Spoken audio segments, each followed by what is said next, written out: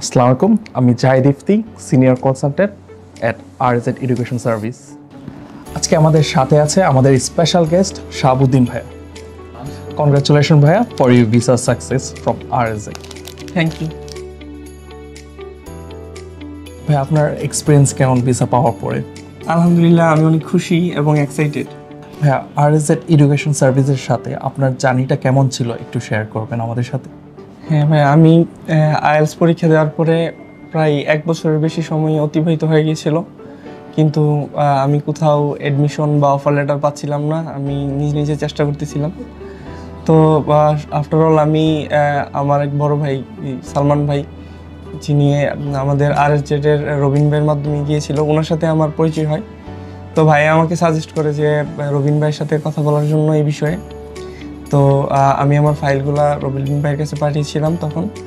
তো রবিন ভাইয়ের সাথে কথা বলার পর ভাই আমাকে আশ্বস্ত করে যে উনি আমার জন্য সর্বোচ্চ চেষ্টা করবে। তো কিছুদিন পরে যখন অ্যাডমিশন শুরু হয়, তখন ভাইয়া আমাকে প্রায় 4-5টা ইউনিভার্সিটি সাজেস্ট করে যে তোমার প্রোফাইল অনুযায়ী তুমি এই ইউনিভার্সিটিগুলোতে বা তোমার সাবজেক্ট অনুযায়ী অ্যাপ্লাই করতে পারো। তারপরে আমি ভাইয়াকে বলি যে 3টা ইউনিভার্সিটি সিলেক্ট করার জন্য। তো ভাইয়া আমাকে 3টা ইউনিভার্সিটি সিলেক্ট করে দেয়। তো তখন আমার অ্যাপ্লিকেশন করে ভাইয়া, নিজেই সব কিছু করে ভাইয়া। পরে অ্যাপ্লিকেশনের 3 থেকে 4 দিনের মধ্যে আমি 3টা ইউনিভার্সিটি থেকেই অফার লেটার পাই। ভাই, আপনার অফার লেটারটা কি আনকন্ডিশনাল ছিল না কন্ডিশনাল অফার লেটার ছিল? আমার আনকন্ডিশনাল অফার লেটার ছিল। ওকে ভাইয়া, কাস্ট লেটার পাওয়ার ক্ষেত্রে আপনার কোনো ইস্যুস ফেস করতে হয়েছিল? না, আমি আপনার অফার লেটার পাওয়ার পর ভাই আমাকে সাজেস্ট করে যে এখন তুমি নিজে ডিসিশন নাও যে তুমি কোনটাতে পড়তে চাচ্ছ। তুমি নিজে ইউনিভার্সিটির ওয়েবসাইট আছে, ওইখান থেকে তুমি রিসার্চ করো তোমার টিউশন ফিস বা তুমি কত স্কলারশিপ পাবা, এই বিষয়গুলো। তো আফটার অল আমি নিজে ডিসিশন নিই যে আমি মিডলসেক্স ইউনিভার্সিটি থেকে পড়াশোনা করতে যাচ্ছিলাম। তো আমি ভাইয়াকে এটা জানাই। জানানোর পর ইমিডিয়েটলি উনি আমাকে কাসের ব্যাপারে জানাই। তো ওইটার প্রিপারেশনের জন্য আমি একটু নার্ভাস ছিলাম, কারণ আমি যতটুকু জানি কাস ইন্টারভিউ বা ইউকেভি ইন্টারভিউ এগুলো সবচেয়ে বেশি ম্যাটার করে ভিসা পাওয়ার ক্ষেত্রে। তখন উনি আমাকে আশ্বস্ত করে কোনো সমস্যা নেই।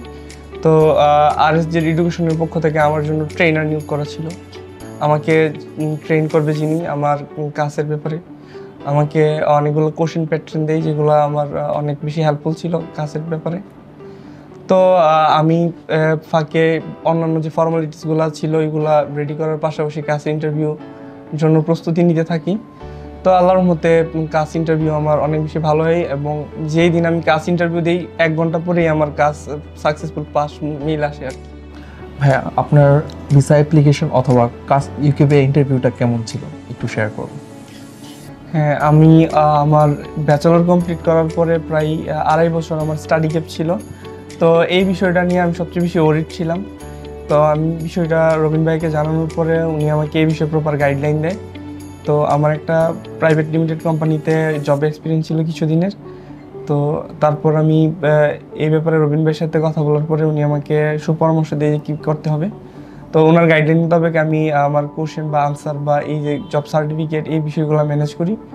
তো আসলে আমার ইউকেভি ইন্টারভিউ বা কাস ইন্টারভিউ কোনো কিছুতেই এই স্টাডি গ্যাপটা ম্যাটার করে নাই। আলহামদুলিল্লাহ সব কিছু ঠিকঠাক মতো ছিল। আর কি কি ফেসিলিটি পাচ্ছেন যেটার মাধ্যমে আপনার মনে হচ্ছে আপনার জার্নিটা আরও ইজি করে দিচ্ছে আরএসজেড?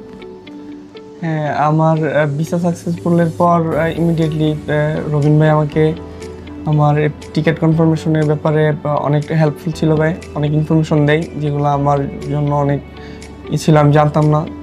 তো পরে ওইখানে রবিন ভাই এবং ওনাদের কলিগ, ওনাদের লন্ডন অফিসের কলিগরা আমাকে এয়ারপোর্টে পিক আপ করতে আসবে, উনি কনফার্ম করে আমাকে। তারপর উনি আমার জন্য অলমোস্ট অ্যাকোমোডেশনের ব্যবস্থা করে রেখেছে সেখানে। আর স্টুডেন্টরা ইউকেতে যাওয়ার ক্ষেত্রে সবচেয়ে বেশি যে বিষয়টাতে নার্ভাস হয়ে থাকে যে ওইখানে যাওয়ার পর পার্ট টাইম জব বা জবের যে বিষয়টা, তো রবিন ভাই ওইখানে আমার জন্য পার্ট টাইম জবেরও ব্যবস্থা করে রেখেছে। তো এই জিনিসটা আমার জন্য অনেকটা হেল্পফুল। কংগ্রাচুলেশন ভাইয়া এগেইন আরএসজেড ফ্যামিলি থেকে। আপনার নেক্সট জার্নিটার জন্য শুভকামনা। থ্যাংক ইউ।